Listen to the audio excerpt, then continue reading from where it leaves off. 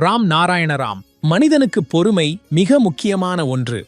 அவசரத்தில் சில நேரங்களில் மனிதன் தவறான முடிவுகளை எடுக்கும்.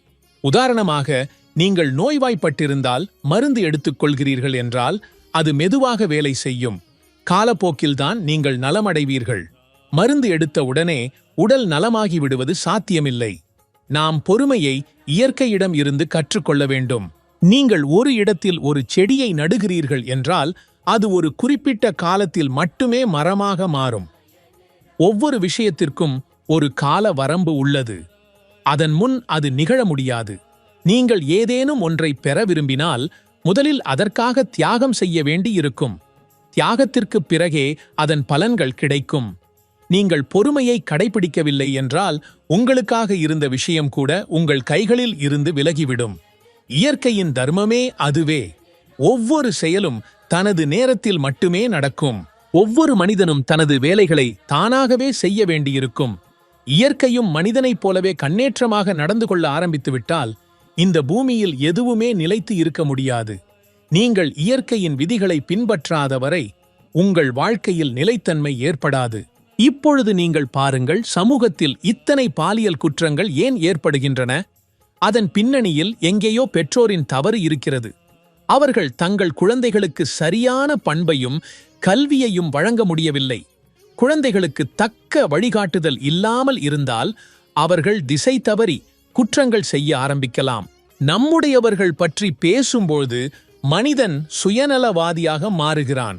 அவன் விரும்புவது அவனுடைய உறவினர்கள் மட்டுமே சந்தோஷமாக இருக்க வேண்டும் என்பதுதான். நீங்கள் பார்த்திருப்பீர்கள், உங்கள் குழந்தையை பள்ளியில் சேர்க்கும் பொழுது பல ஆசிரியர்கள் அந்த குழந்தைகளை தங்களுடையவையாக நினைத்து கற்றுக் கொடுக்க மாட்டார்கள். மாறாக பள்ளியின் பெயருக்காகவே கற்றுக் கொடுக்கிறார்கள். ஆசிரியர்கள் மாணவர்களுக்கு நேசத்துடன் அணுகாத வரை கல்வியின் உண்மையான நோக்கம் நிறைவேறாது. ஒவ்வொரு கல்வி முறையும் இயற்கை அடிப்படையிலேயே அமைய வேண்டும். சில செழிப்பான மக்கள் தங்களுடைய பிள்ளைகளை வெளிநாட்டில் படிக்க அனுப்புகிறார்கள். ஆனால் அவர்கள் மறந்து விடுகிறார்கள், இந்த பூமியையே இயற்கை சார்ந்ததாக மாற்ற வேண்டும் என்பதைத்தான். நம் நடத்தைதான் ஒருவருக்கொருவர் இடையே பாகுபாடுகளை உருவாக்குகிறது, நம்மை பிரிக்கிறது. நாம் இயற்கையிடமிருந்து வானம், சூரியன், கிரகங்கள் மற்றும் நட்சத்திரங்களிடமிருந்து பாடம் கற்றுக்கொள்ள வேண்டும். சூரியன் ஒருபோதும் நான் ஒரு ஜாதி அல்லது மதத்தினருக்கே ஒளியளிக்கிறேன் எனக் கூறுவதில்லை. வானம் ஒருபோதும் நான் ஒருவருக்கும் வாழ்வளிக்க மாட்டேன் எனக் கூறுவதில்லை. கிரகங்கள், நட்சத்திரங்கள் ஒருபோதும் நாங்கள் ஆற்றலை வழங்க மாட்டோம் எனக் கூறுவதில்லை. பாகுபாடுகளை ஏற்படுத்துவது ஒரே ஒரு ஜீவன், மனிதனேதான். நாம் சூரியன், வானம் மற்றும் அனைத்து கிரக நட்சத்திரங்களையும் நம்முடைய ஆதர்சமாக கொண்டு அவர்கள் போலவே நடத்த வேண்டும். அப்போதுதான் பூமியில் அன்பும் ஒற்றுமையும் அமைதியும் விளங்கும். எனவே நாம் ஆழமாக சிந்திக்க வேண்டும், நம்முடைய உள்ளரங்கத்தின் குரலை கேட்க வேண்டும் மற்றும் நம்முடைய நுண்ணறிவை பின்பற்ற வேண்டும். வாழ்க்கையின் ஒவ்வொரு செயலிலும் நம் நுண்ணறிவு நமக்கு சரியான பாதையை காட்டட்டும்.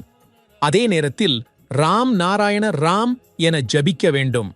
ஏனெனில் இது ஒரு புனிதமான நாமம். அது உங்கள் வாழ்க்கையை மோட்சமடையச் செய்யும்.